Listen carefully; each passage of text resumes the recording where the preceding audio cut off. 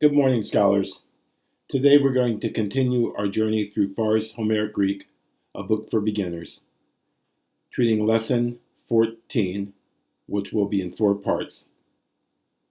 This lesson treats the prosody, the rules for scanning Homeric Dactylic Hexameter, and we'll begin first with a general treatment of the topic of the quantity of syllables in Greek poetry. So, Greek verse rhythm. For metrical purposes, all vowels and syllables of Greek words may be divided into long and short. Some are long and others are short. The rhythm of Greek verse is based upon the regular succession of long and short syllables. The meter of the Homeric poems is the dactylic, sometimes called heroic hexameter, the most common of all Greek verse. Dactylos is the Greek word for finger, and if you hold out your finger, you see that there's one long bone and there's 2 short bones. So dactylic, 1 long, 2 shorts. There are 6 feet to the verse. The first 5 being either dactyls, that is 1 long followed by 2 shorts, da da da, or its equivalent, the sponde, that is 2 longs, da da. The 6th foot is always a sponde. Now the Greek word sponde is the word for libation. So if you were doing a water libation, boom, boom. Okay, so sponde is 2 shorts. Boom, boom. In dactylic hexameter, the ictus, the verse accent, is always on the first syllable of each foot. And in each foot, one part is distinguished from the other by a slight stress of voice, called the ictus. Syllables long or short by nature. A syllable is short by nature when it contains a short vowel followed by a vowel or a single consonant. Teos, enomisa. A syllable is long by nature when it contains a long vowel or a diphthong. Kora, doulos. Syllables long by position.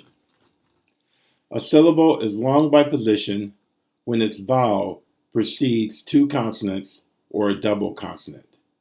Hippos, X.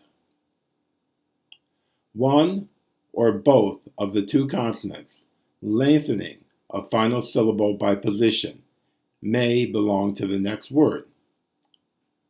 Alos polites, allotema. Length by position does not affect the natural quantity of a vowel. Thus, in lexo, I shall say, and lexo, I shall cease, have the first syllable long by position, but the first vowel of lexo, I shall say, is short, and lexo, the first vowel, is long. Digamma, or wa, may be one of the 2 consonants. So proswoikon, da, da, da. Stops and liquids. The categories of letters, sounds, stops, and liquids are again very important, especially here in prosody. So your stops again are those sounds where there's a stop in the passage of the air through the vocal system. So you have labial, pa, ba, pa, dento, ta, da, ta, and palatal, ka, ga, ka. And beside the stops or mutes, there are the two liquids, lambda, la, and ro. If you can roll that R like a good Italian, that's how it's supposed to be done. Common syllables. A stop with a liquid, followed after a short vowel, need not make the preceding syllable long by position. A syllable containing a short vowel before a stop and a liquid is common, either long or short. When short, such syllables are said to have weak position.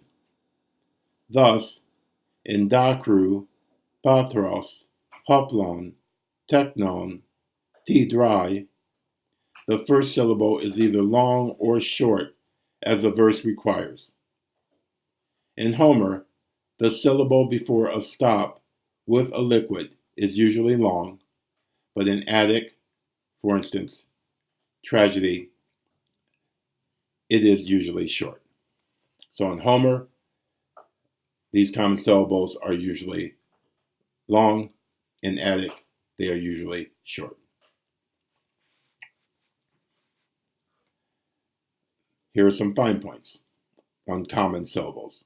A stop and a liquid making weak position must stand in the same word or in the same part of a compound. Thus, ekluo, in ekluo, I release, the first syllable is always long because the kappa and the lambda do not stand in the same word or the same part of the compound. However, in ekluo, he heard, it is common. It can go either way, that first syllable. B, beta, gamma, and delta, ba, ga, da, before m or n, and usually before lambda, l, make the preceding syllable long by position. Thus, hagnos, and biblion, biblion. Common quantity has been explained as due to a difference in syllabic division. Thus, in teknon, the first syllable is closed. That means it shuts down by the kappa, teknon, while in teknon, the first syllable is open, teknon.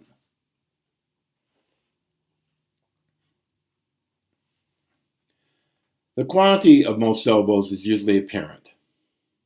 Thus, syllables with eta or omega or diphthong are long. Syllables with epsilon, omicron, or omicron before vowel or single consonant are short. Syllables with epsilon, omicron before two consonants or double consonant are long. And alpha, iota, upsilon before two consonants or double consonant are long. But syllables with epsilon, omicron, alpha, iota, or upsilon before a stop and a liquid may be short.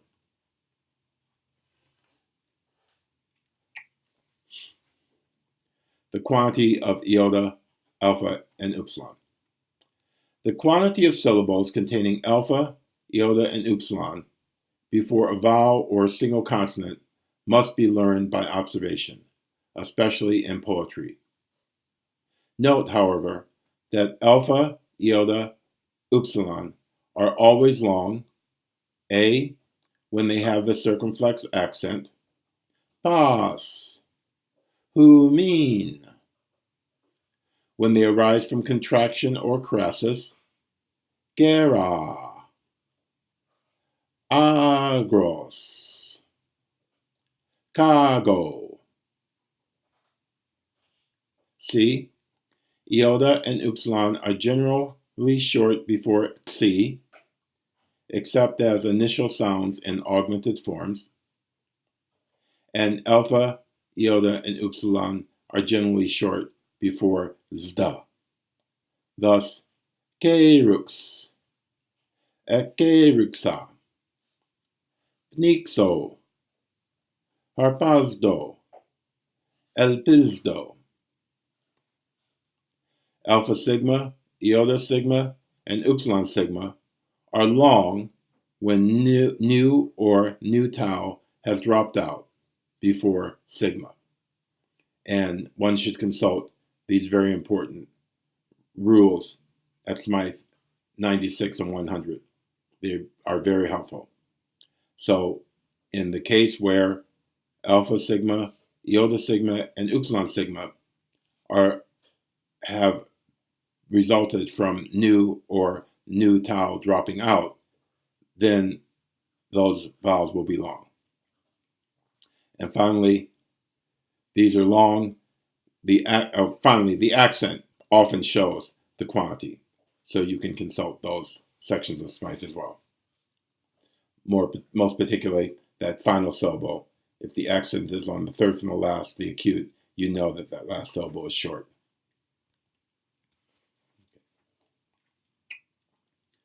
Variable quantities in epic and Attic.